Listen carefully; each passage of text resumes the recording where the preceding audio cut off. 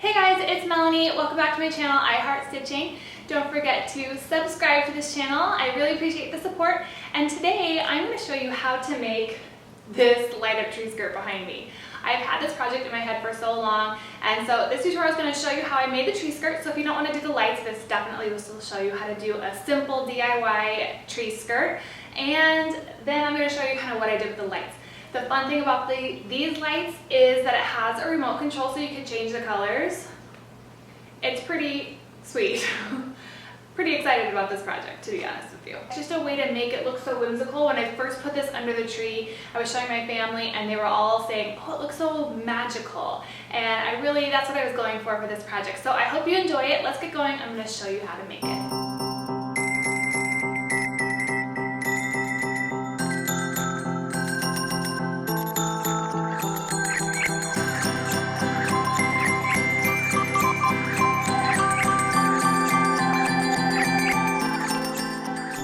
Okay, so the first thing is I wanted to show you what a selvage edge looks like. It has these little dots, and that's how you know what the selvage edge looks like. Now this is wool suiting, which is really great because it won't fray. Felt and knits won't fray as well, and this particular fabric is 56 inches wide.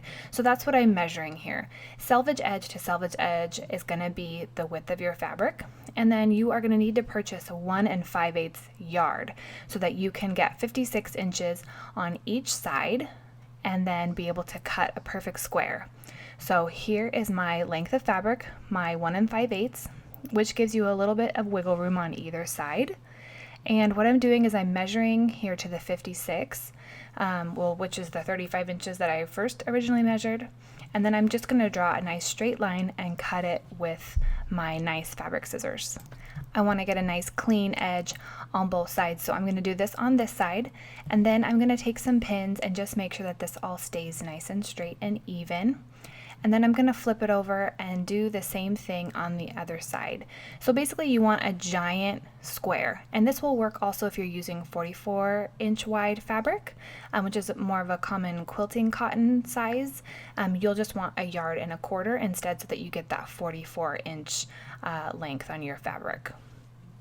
So here are some more pins just to make sure that I have everything all in place. And then what I'm going to do is I'm going to fold it in half. So bring those two pinned edges together, and we're going to be working with that folded corner.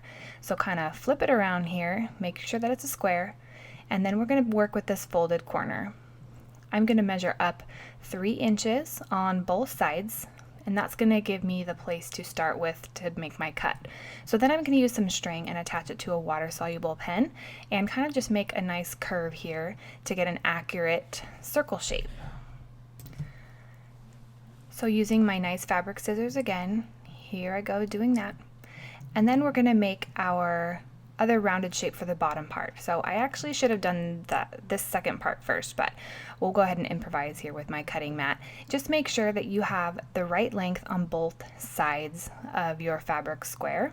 Start in that corner point using a water-soluble pen so that you can erase those lines if you need to, and using a string, make a nice curved edge. You can't see my mark here, but I could see it, and just make it light enough so that you can see it in order to cut with your fabric scissors. Really nice fabric scissors are going to be very helpful for this project. So go ahead and finish up this step, but first I have a little message for you guys. Okay, Melanie's PSA for fire safety. Number 1. Don't leave open candles overnight. Blow them out before you go to bed. Be really careful. Don't leave them next to things that will catch on fire. Okay. Number 2. Don't overload your power strips and plug too much stuff into those, those power strips when you have it behind the Christmas tree and it's overloaded with stuff. Be really careful when you do that because you can make a lot of heat and it will, combust or something. So don't do that. Also, number 3. Don't leave your tree lights on when you go to sleep at night. Turn them off because it can make the tree get really hot and it can start a fire while you're sleeping, and that's a really dumb idea, so don't do that, okay? If you have a live tree, make sure it has water and it's not near any major sources of heat. This is a fake one behind me, but just be really, really careful over this holiday season. I don't want anybody's house to burn down. So I feel like you guys should be reminded for proper fire safety. Okay guys, so after that important little announcement, let's get back to our project. So open up your circle skirt or this tree skirt, and we need to make a slit in order for it to go around the tree.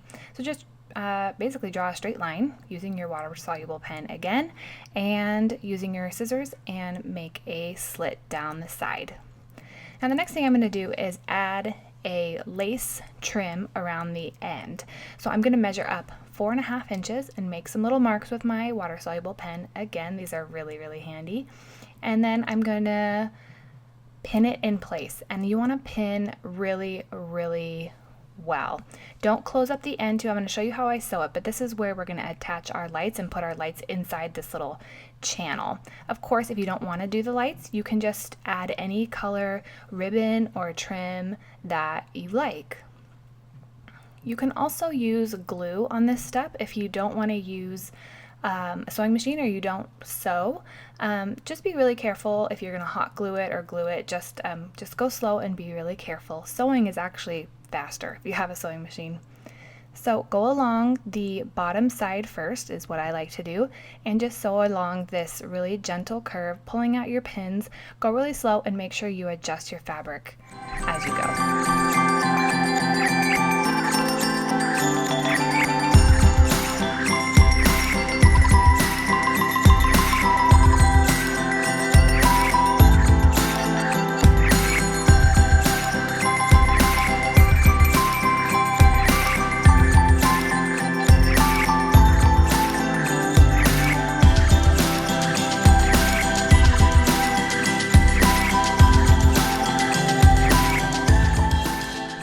When you get to the edge, you are going to want to backstitch, and then we're going to start back at the beginning where we started before and sew down the other side.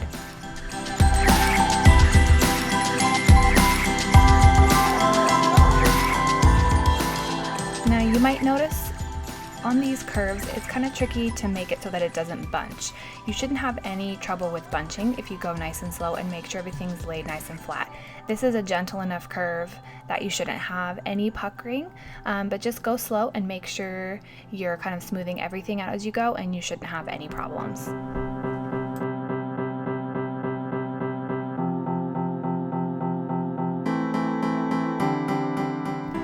Okay, now we are finishing up sewing on this lace. You're going to get to the end and backstitch. The really great thing about having this sewn is that you could hand wash this project. I have cats and kids, and so it would be really nice to be able to hand wash this if I need to. I'm also going to add a lace trim to the very bottom. It's just going to create a little bit more of a finished edge, since I'm not finishing, actually turning under and finishing the edge of this tree skirt. If you sew, you can just go ahead and flip that under and sew it down if you're using a little bit different fabric. So do this trim the exact same way that we did the first. Now we get to the fun part. I found these mosaic LED lights from Lowe's, and they're a little bit expensive, but I just think it's so worth it for this project, and I'm going to pull them out of the tree skirt and use them again. Be aware that this has an adhesive backing, which is actually a really great feature, but I don't want to use that right now. So as you're feeding it through, just be aware of that so it doesn't come undone and stick to your fabric.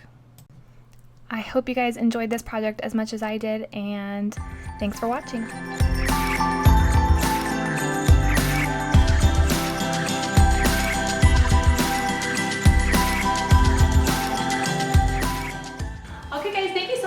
If you missed any of the details, the materials and such will be underneath the video. There'll be links, and I'll have everything written out. Don't forget to give me a thumbs up, leave me any questions in the comment section below, and subscribe, and I will see you guys in the next video.